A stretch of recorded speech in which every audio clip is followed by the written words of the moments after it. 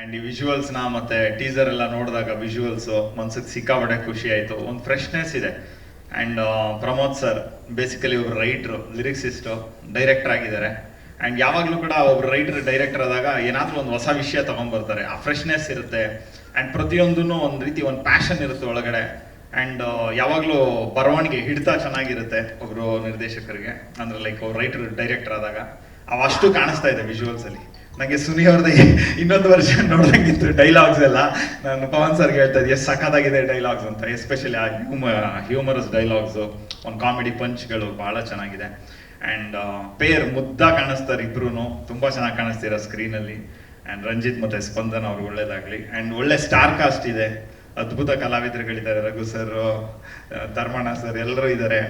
And ಆಗಲೇ Pavan sir ಹೇಳ್ದಂಗೆ ಇವತ್ತು ಎಷ್ಟೇ ಹೊಸದಾಗಿ ನಾವು ಎಷ್ಟು ಕಷ್ಟಪಟ್ಟು ಸಿನಿಮಾನ ಥಿಯೇಟರ್ ತಗೊಬಂದ್ರು ಕೂಡ ಆಡಿಯನ್ಸ್ ಅಂದರೆ ಇವಾಗ ಒಂದು 10 yearsಲ್ಲಿ ಇರೋಂಥ ಡಿಫ್ರೆನ್ಸು. ಯಾಕಂತಂದ್ರೆ ಆವಾಗ ಒಂದು ಸಿನಿಮಾ ಚೆನ್ನಾಗಿದೆ ಅಂತಂದ್ರೆ ಜನ ಅದನ್ನ ತುಂಬಾ ಅದ್ಭುತವಾಗಿ ಆರ್ಡಿನರಿ, ಓಕೆ ಒಂದು ಚೆನ್ನಾಗಿದೆ ಅಂತ ಬಂದರೂ ಸಾಕಿತ್ತು ರಿಪೋರ್ಟು, ಅದನ್ನ ಎಕ್ಸ್ಟ್ರಾರ್ಡಿನರಿ ಮಾಡ್ಕೋತಾ ಇದ್ರು ಜನ. ಇವತ್ತು ತುಂಬಾ ಚೆನ್ನಾಗಿದೆ ಅಂತ ಬಂದ್ರು, ಸಖತ್ತಾಗಿದೆ ಅಂತ ಬಂದ್ರು ಥಿಯೇಟರ್ಗೆ ಬರೋ ಆಡಿಯನ್ಸ್ ಸಂಖ್ಯೆ ಎಲ್ಲೋ ಒಂದ್ ಕಡೆ ಕಮ್ಮಿ ಆಗ್ತಾ ಇದೆ ಅಂತ ಅನ್ಸುತ್ತೆ.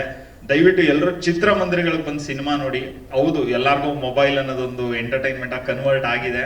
And OTT, digital media influence, entertainment, ಅದಕ್ಕೆ ಬೇರೆ ಇರೋಂಥ ಆ್ಯಪ್ಸು ಡಿಸ್ಟ್ರಾಕ್ಟ್ ಮಾಡುತ್ತೆ. ಬಟ್ ಥಿಯೇಟ್ರಿಗೆ ಬಂದು ಸಿನಿಮಾ ನೋಡಿದಾಗ್ಲೇ ಒಂದು ಚಿಕ್ಕ ಪುಟ್ಟ ಸಿನಿಮಾಗಳಾದರೂ ಕೂಡ ಥಿಯೇಟ್ರಿಗೆ ಬಂದು ಸಿನಿಮಾ ನೋಡೋದ್ರಿಂದ ಖಂಡಿತ ಒಂದು ಹೊಸ ಪ್ರತಿಭೆಗಳಿಗೆ ಮತ್ತೆ ಆ ಫೀಲ್ ಅದು ಯಾವಾಗಲೂ ಕೂಡ ಒಂದು TV ಅಥವಾ ಎಲ್ಲೋ ಒಂದು OTTನಲ್ಲಿ ನೋಡಿದಾಗ ಸಿಗೋ ಫೀಲ್ಗೂ ಥಿಯೇಟರ್ ಅಟ್ಮಾಸ್ಫಿಯರಲ್ಲಿ ಕೂತ್ಕೊಂಡು ನೋಡೋದಕ್ಕೂ ತುಂಬ ವ್ಯತ್ಯಾಸ ಇರುತ್ತೆ.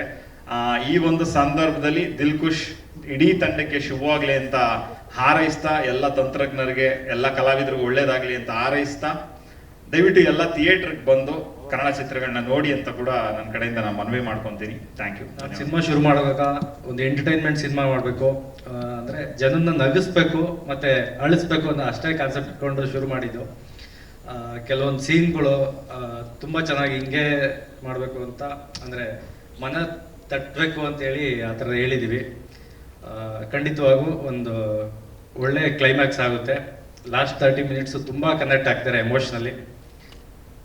ಸಾಂಗ್ ಬಗ್ಗೆ ಹೇಳೋದಿದ್ರೆ, ಸಾಂಗು ನನ್ನ ಕಮರ್ಷಿಯಲಿ, ಅದರಲ್ಲೂ ಪವನ್ ಸರ್ ಸಾಂಗ್ಸ್ ಎಲ್ಲ ನನಗೆ ತುಂಬ ಇಷ್ಟ ಆಗಿತ್ತು. ಗೂಗ್ಲಿ ಮಾಡಿದಾಗಿರ್ಬೋದು, ರಣವಿಕ್ರಮ ಆಗಿರಲ್ಲ, ಸೊ ಅವ್ರ ಥರ ಒಂದಷ್ಟು ಮಾಡಿದ್ದೀನಿ. ಆಮೇಲೆ ಸಿನಿಮಾ ನನಗೆ ಚೇತನ್ ಸರ್ದು ಔಟ್ ಆ್ಯಂಡ್ ಔಟ್ ಕಮರ್ಷಿಯಲ್ ಮಾಡ್ತಾರೆ, ಸುನಿ ಸರ್ ಕ್ಲಾಸ್ ಮಾಡ್ತಾರೆ. ಸೊ ನಮ್ಮದು ಸೆಮಿ ಕಮರ್ಷಿಯಲ್ಲು.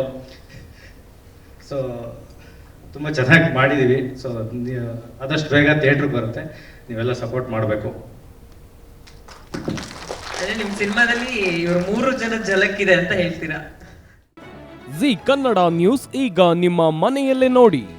ಎಲ್ಲ ಕೇಬಲ್ಗಳಲ್ಲಿ ಈಗ ಲಭ್ಯ. Sun Direct 292, Jio TV 1334, U digital 162, city cable 51, GTPL 17, Abhishek cables 821, Rockline telecommunication 51, Shri Basaveshwara number 60, Vinayaka digital number 53, in digital number 896ರಲ್ಲಿ. ನಿಮ್ಮಿಸ್ತದ ಜಿ ಕನ್ನಡ ನ್ಯೂಸ್ ನೋಡಿ ಆನಂದಿಸಿ.